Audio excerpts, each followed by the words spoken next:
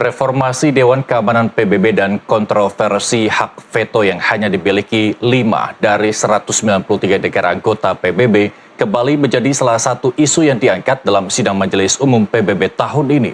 Banyak negara menilai komposisi DKPBB tak mencerminkan kondisi dunia saat ini. Isu reformasi Dewan Keamanan PBB diangkat dalam sidang tahunan Majelis Umum PBB. The UN needs to adapt and bring new voices and new perspectives. That's why we support reforming and expanding the membership of the UN Security Council.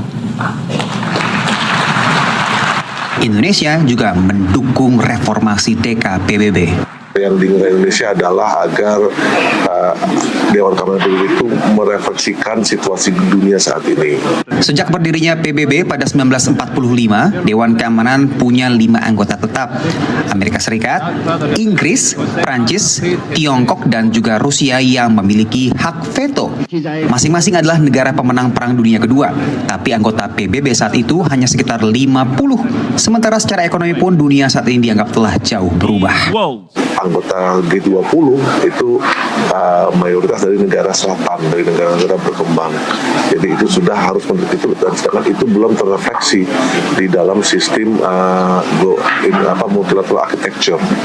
2 negara yang sering diajukan sebagai calon anggota tetap adalah Jepang dan Jerman. 2 negara berpengaruh dengan ekonomi besar, tapi kalah dalam Perang Dunia Kedua. Kemudian ada India, negara berpenduduk terbesar di dunia saat ini yang belum merdeka saat PBB terbentuk.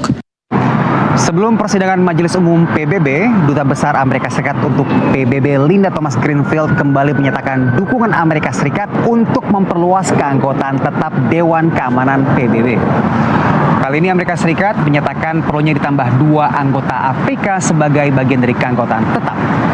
Tapi dalam usulan Amerika Serikat, negara anggota tetap baru tak diberikan hak veto. And none of the permanent members want to give up their veto power, including us. I'm being honest about that. We don't want to give up our veto power, and we do think if we expand that veto power across the board, it will make the council more dysfunctional. Menurut analis, keanggotaan tetap tanpa hak veto bakal lebih menjadi langkah yang simbolis semata. It is a step in a direction to recognize Africa as an important and growing part of the world, one that deserves some representation. But as for the core, most important power that the 5 original members have, that will still remain with them. Ditambah lagi, prakarsa Amerika Serikat bisa berubah bila terjadi pergantian pemerintahan pada Pilpres November. Security Council reform is a very slow process, and there is no way that this can be negotiated before the end of President Biden's term. Terakhir kali terjadi reformasi signifikan pada Dewan Keamanan PBB adalah pada 1965, saat anggota tidak tetap diperluas dari 6 negara ke 10 negara.